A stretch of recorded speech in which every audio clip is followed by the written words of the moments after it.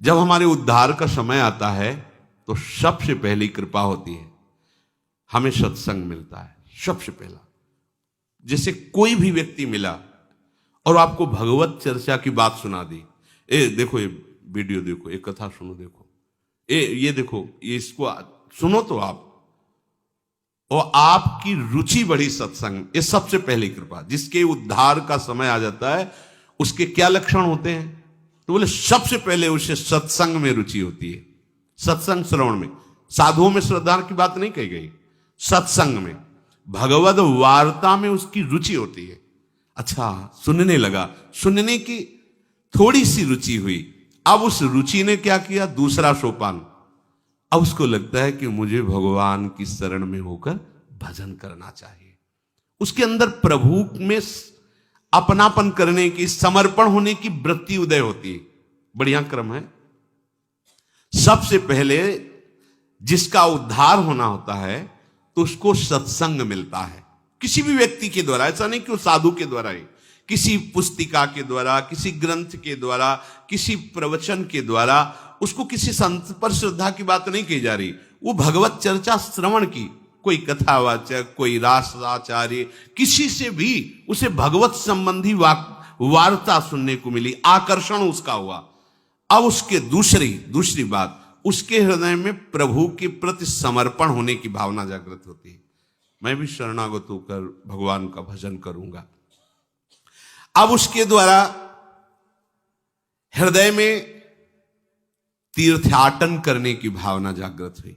अभी शरणागत हुआ नहीं, कैसे शरण में हुआ जाए, कैसे भगवान का भजन किया जाए, ये उसके हृदय में बात हुई। तो इस बात ने तीसरी बात पैदा की, चलो तीर्थों में चलते हैं, धामों में चलते हैं, पुरियों में चलते हैं। वहां चलने से भगवान के जो संत जन है, भक्त जन है, उनका दर्शन होगा। तब उनसे पूछेंगे कि भगवान की शरणागति कैसे होती है, भजन हम कैसे करें। तो वो तीर्थ याटन करता है। तीर्थ याटन से उसके हृदय में पवित्रता आती है। तब उस पवित्रता से वो महत् सेवयम, साधु महात्माओं की सेवा करने का भाव उसके जागृत होता है। संतों को वस्त्र दे दें, भोजन, कुछ किसी भी तरह उनकी सेवा करें, संतों से प्रियता होने लगती। संत सेवा का उसके हृदय में श्यान महत् सेवयाहा, महत् सेवा यही सबसे बड़ी सेवा। भगवत प्रेमी महात्माओं की यदि सेवा मिल जाए, ये महत् सेवा कही जाती है। महापुरुषों की सेवा करने का चाव प्रकट, कैसे हमारे तन से, हमारे मन से किसी भी तरह कोई सेवा इनकी बन जाए, अब महत् सेवा बनती है उससे। संतों के पास जाकर उनके सामने शांत बैठ जाना, उनकी बात सुनना, यह भी सेवा है। उनकी आज्ञा पालन करना, यह सबसे बड़ी सेवा है। अगर आप शांत बैठ गए, किसी को विक्षेप नहीं पहुंचाते, उनकी बात सुन रहे, ये सेवा बन रही। मतलब एक आदमी वो दंडता करे, अभी सबके आनंद में विघ्न पड़ जाएगा। संतों के पास सबसे पहली सेवा है, आप शांत, गंभीर, हलचल रहित, उनके अनुकूल, फिर उनके वचनों को श्रद्धापूर्वक श्रवण करके, मनन करके अपने जीवन में उतारने की बात आती। महत् सेवा बनी तो उसकी प्रभु की बातों में आसक्ति पैदा हुई। भगवत चर्चा, भक्त चर्चा, आसक्ति कैसी अब होने लगी, अब बिना सुने नहीं रहा जाएगा, इसे आसक्ति कहते हैं। अब कैसे, क्या करूं जिससे मुझे रोज सत्संग मिले। ये अहोभाग्य है, अपने को जो रोज सत्संग कथन श्रवण करने को मिलता है, ये दुर्लभ बात है, दुर्लभ बात है। सुतदारा धन लक्ष्मी पापियों के घर होए, संत समागम हरि कथा तुलसी दुर्लभ। तो ये दुर्लभ बात, महत् सेवा से उसके हृदय में भगवत चर्चा सुनने की आसक्ति पैदा हो गई। अब पहले आसक्ति नहीं होती, सुन करके वो भगवान की शरण में होने की बात आई। शरण कैसे हुआ जाता है, इसके लिए तीर्थ याटन किया, हृदय पवित्र हुआ, साधु समागम हुआ, संत सेवा, महत् सेवायाम, संतों की सेवा बनी। उसके हृदय में अब सत्संग के प्रति आसक्ति हो गई। अब कुछ भी हो, सत्संग के बिना हम नहीं जी सकते। अब समझ लो, आप बिल्कुल नजदीक पहुंच रहे हो। कथा में जो ही रुचि हुई तो अकल्याण करने वाले जितने विषय थे उन पे उसकी नजर गई। काम, क्रोध, लोभ, ये जितनी उत्तेजनाएं थी, जो ये बुरे वेग थे जिनके कारण वो माया में गिर रहा था, उस पर नजर गई उसकी कि अरे मैं इनको सुख समझ रहा था और ये हमें नष्ट कर रहे हैं। अब उनके वो हर सलाह को काटने की बात उसके मन में आई। जो काम क्रोध की सलाह से वो भ्रष्ट हो रहा था, सत्संग में उसको ये विवेक प्राप्त हुआ और अब वो शासन करने लगा। उन विकारों को असह्य नहीं हो जाना, ये उनको नष्ट करने का उपाय है। अब सहा नहीं जा रहा, व्याकुलता हो जाना, ऐसा हम लोग नहीं कर पाते। हम लोग बहुत छुपा के अपने हृदय में उनको रखते हैं, तो इसीलिए वो बने हुए हैं। जिस दिन आप व्याकुल हो गए, अरे ये दुष्ट मुझे कितना नष्ट, भयभीत हो जाएगा वो।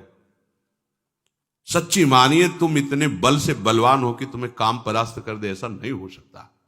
तुम अपने बल को देख नहीं पा रहे हो। मेरे बल सी वृंदावन रानी, महारानी जी की तरफ देखो, फिर देखे तुम्हें कौन देखता है बुरी नजर से।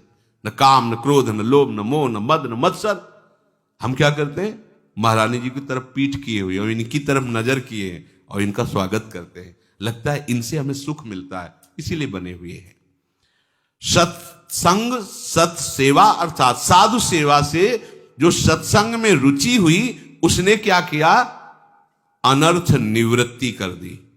एक एक छांट छांट कर अपने मन के सारे दोष, अच्छा ये है हटाओ इसको, अब ये है हटाओ इसको। जितने विकार थे वो सब सत्संग के प्रभाव। रोज जलोगे आप, सत्संग सुन रहे हो, रोज जो आपके अंदर गंदगी है, गंदे विचार हैं, गलती है, वो आपको यहां बैठे बैठे जलाएगी। मैं कब निकल पाऊंगा इससे, मैं कैसे दूर कर पाऊंगा? ये सत्संग का प्रभाव होता है। अब कुछ लोग ऐसे भी होते हैं कि वो बांस की तरह होते हैं। बांस में कितनी भी जल वर्षा हो, खूब गाय के गोबर की खाद लगा दो, कभी उसमें फल नहीं लगेगा, पक्का। चाहे गुरु मिले बिरंच सम, फूले फरे न बेत, बरसे सुधा जल सम। अमृत वर्षा करे तो भी बेत बांस में फूल फल नहीं लगेंगे। ऐसे मूर्ख हृदय न चेत, चाहे गुरु मिले बिरंच सम। कुछ ऐसे जड़ स्वभाव के होते हैं, या वही सत्संग सुनना चाहे सुन लिया, आचरण में फर्क नहीं पड़ेगा। हमें दिखाई देता है 8-8, 10-10 वर्ष हो गए, वही बात ज्यों की त्यों वही बात, कोई असर नहीं। बेत हैं ये, सुधरने वाले नहीं। अरे भाई, सुना इसीलिए जाता है कि जो हमारी गलतियां हैं उनका हम त्याग करें। तो जो जिसका अब आखिरी जन्म है, ये जो क्रम आपको बता रहे हैं, पहले भगवद वार्ता सुनी, प्रभु के शरणागत होने का भाव आया, इसलिए तीर्थयाटन धाम यात्राएं शुरू की, संत समागम हुआ, संत सेवा बनी, हृदय में प्रभु के प्रति आसक्ति हुई, उनकी चर्चा सुनने की, सत्संग का प्रभाव छाया। जितने अंदर गंदगी विकार थे सबको त्यागने का धीरे धीरे निश्चय किया, उनका त्याग किया, अर्थात अनर्थ निवृत्ति हुई। अब निष्ठा बन गई।